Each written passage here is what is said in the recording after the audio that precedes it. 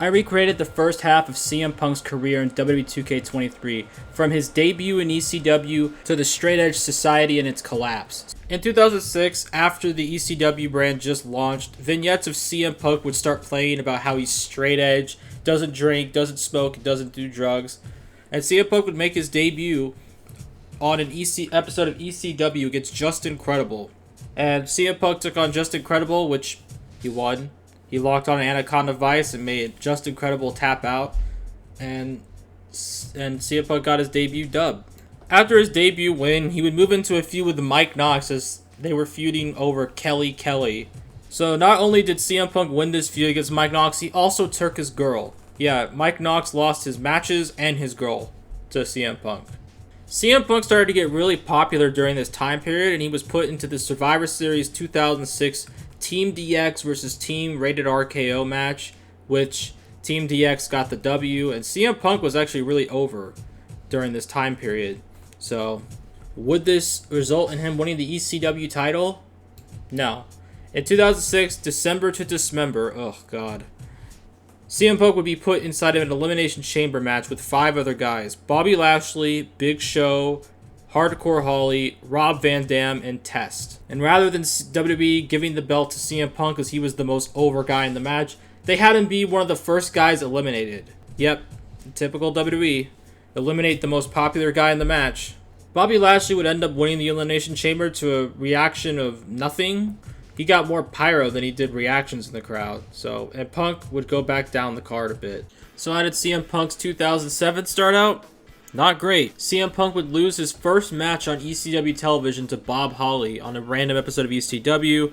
He'd enter the Royal Rumble, his first one. Fast forward to WrestleMania, he would enter the Money in the Bank ladder match, which he would fail. However, we did get this iconic RKO off the ladder, which is still one of those cool moments in WrestleMania history. So after WrestleMania, CM Punk would start a feud with the New Breed. So after starting a feud with them, CM Punk would actually join the New Breed.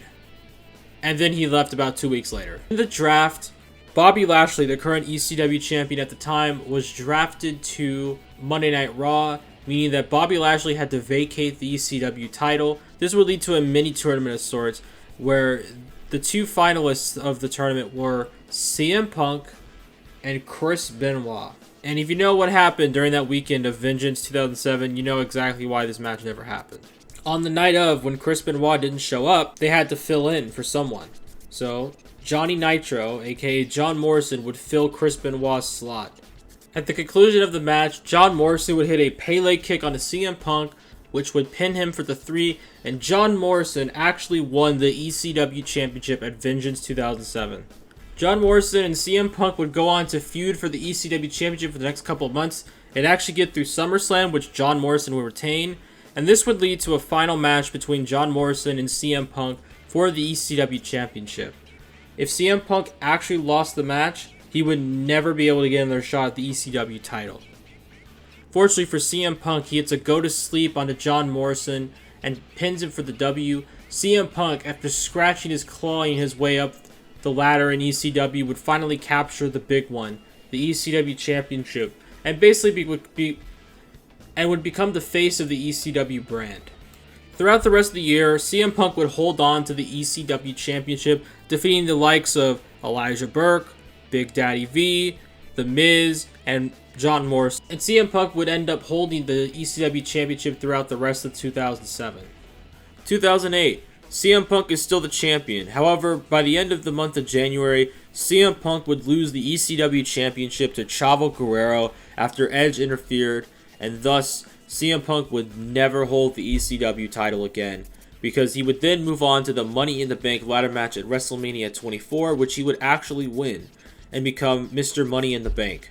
At Judgment Day later that year, CM Punk would team up with Kane to challenge John Morrison and The Miz for the undisputed tag team titles, which they lost. On the June 23rd episode of Raw, CM Punk would be drafted to the Raw brand during the 2008 draft. And in his first night, he cashed in his Money in the Bank briefcase onto a beaten down Edge and win his first World Heavyweight Championship in his career. He would have his first title match against JBL, which he would successfully retain. He would hold on to the title at the Great American Bash, defeating Batista by disqualification, and he would go on to SummerSlam to fight JBL once again and retain. Then comes Unforgiven. CM Punk was supposed to defend the title in a championship scramble match. However, he was beaten up by Legacy and punted in the head by Randy Orton and was deemed unfit to wrestle in the match. Therefore, he lost his championship without even losing it. He would get a rematch against the new World Heavyweight Champion Chris Jericho, which he would lose in trying to get back his title in. So CM Punk would move on to the Intercontinental Championship, which he would enter into a mini tournament against the likes of Snitsky and John Morrison. He would then wrestle in the finals of that tournament at Armageddon, and he would win against Rey Mysterio, earning himself a shot at the Intercontinental title. CM Punk's 2009 started off with him getting an Intercontinental Championship match against the current champion William Regal. Despite his failure in capturing the title the first time, Stephanie McMahon would give him a rematch because William Regal attacked the ref. And then the next opportunity he got, he would actually beat William Regal for the belt, and CM Punk would win his first Intercontinental Championship. Unfortunately, CM Punk would then lose the championship to John Bradshaw Layfield on an episode of Raw. CM Punk would also enter the Money in the Bank. Last year's he won the Money in the Bank briefcase, and this year he repeats history. CM Punk wins the Money in the Bank briefcase again, 2 years in a row at WrestleMania. So after winning the Money in the Bank briefcase, CM Punk would be drafted to the SmackDown brand in the WWE Draft, and would go on to feud with Umaga, which would conclude with CM Punk defeating Umaga in an Extreme Rules match. But that wasn't the end of CM Punk's night. In the main event, Jeff Hardy would defeat Edge in a TLC match to become the new WWE Champion, new WWE World Heavyweight Champion. However, after the match, CM Punk comes out with the briefcase in hand, cashes it in, and despite almost failing and getting pinned by Jeff Hardy, he's able to pick up Jeff Hardy for another GTS, pins Jeff Hardy, and CM Punk is now a two-time World Heavyweight Champion. This would start the really good rivalry between Jeff Hardy and CM Punk. They would feud over the titles, and in the process, CM Punk would turn heel, and CM Punk would go on a crusade about how Jeff Hardy's just a druggy loser who uses drugs to get by in life, and he's straight edge, so he can't be bad. After the Great American Bash, where he retained his title, Jeff Hardy would get back the World Heavyweight Championship at Night of Champions, and this would lead to conclude the feud at SummerSlam 2009, Jeff Hardy versus CM Punk, the world title, in a TLC match. So in our simulation, Jeff Hardy would hit a twist of fate on the CM Punk. His arm was fucked up. He would climb the ladder when his arm is completely screwed up, and he would retrieve the World Heavyweight Championship, although I did get this, and Jeff Hardy would become the World Heavyweight Champion and retain. Of course, that didn't happen in real life because CM Punk would actually knock Jeff off the ladder and claim the World Heavyweight Championship. After the show, though, The Undertaker popped up at SummerSlam, chokeslammed CM Punk, and would start a feud with him. But before the next pay-per-view, CM Punk would have one more clash with Jeff Hardy for the World Heavyweight title. If Jeff Hardy lost, he would actually leave the WWE. And unfortunately for Jeff, he would actually lose to CM Punk. This was a real goodbye. Like, Jeff Hardy was actually leaving. And CM Punk would get the last laugh by beating him and then beating him up on his way out of the company. So The Undertaker would feud with CM Punk after Jeff Hardy's departure. And at Breaking Point, they'd have their first match. And there was some huge amount of fuckery that went on in this match. CM Punk would get put in the Hell's Gate by The Undertaker, and The Undertaker would actually win the World Heavyweight Championship. However, because of Vicky Guerrero's ban on Hell's Gate, which was the move that he used on Punk, the match was restarted. And then CM Punk would lock on the Anaconda Vice, and the referee would immediately ring the bell, kind of like the screw job. CM Punk would walk out with all the bullshit and fuckery that came with it. So now we go to Hell in a Cell in our simulation. CM Punk versus The Undertaker for the World Heavyweight Championship. And just like in real life, The Undertaker would tombstone CM Punk and become the new World Heavyweight Champion. And I believe this match was actually kind of a squash match in the favor of The Undertaker. CM Punk would get another shot at the World Heavyweight title at bragging rights, which he would also fail in. And Undertaker would go on to hold the belt for the rest of the year. So after the bragging rights event, CM Punk would disappear for a little bit and would come back with a new gimmick of sorts. When he returned on the November 27th episode of SmackDown, Punk revealed that he had converted Luke Gallows, who used to be Festus, into the Straight Edge Society, a society that doesn't do any drugs or alcohol. Now, Luke Gallows used to be Festus, and the reason why he was Festus, Luke Gallows was apparently under drugs, and that's why he was Festus.